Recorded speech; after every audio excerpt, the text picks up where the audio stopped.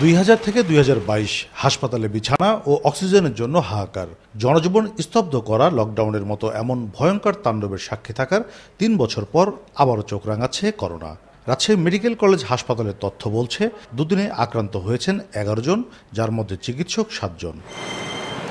হঠাৎ রাজশাহীতে করোনার এমন প্রাদুর্ভাবকে স্বাভাবিক মনে করছেন চিকিৎসকরা।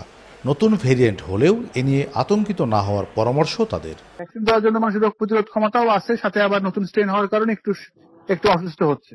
এখন পর্যন্ত কোন স্ট্রেন এটা আমরা বলতে পারবো না, এটা ঢাকায় করবে আর ঠিক করবে, তবে এটা খুব বিপজ্জনক না বলে মনে করতেছি আমি। রাজশাহী জুড়ে যখন আবারও করোনা চোখ রাঙাচ্ছে, তখন মেডিকেল কলেজ হাসপাতালও নিয়েছে প্রস্তুতি।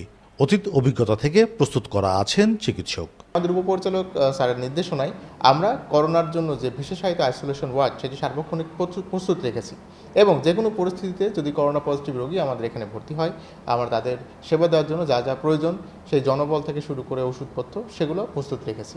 তবে ছড়িয়ে পড়ার আগেই নাগরিক সচেতনতা বাড়ানোর পরামর্শ জনস্বাস্থ্যবিদদের। যারা বয়স্ক আছে, যাদের কোমরবিডিটি আছে, তাদেরকে একটু সতর্কভাবে চলাফেরা করতে হবে।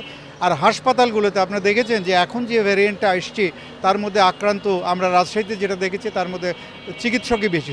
উদ্বেগ বা আতঙ্কিত না হয়ে করোনা প্রতিরোধে সবাইকে এখন থেকে স্বাস্থ্যবিধি মেনে চলার পরামর্শ চিকিৎসকদের। কাজী শাহেদ, দেশ টিভি, রাজশাহী।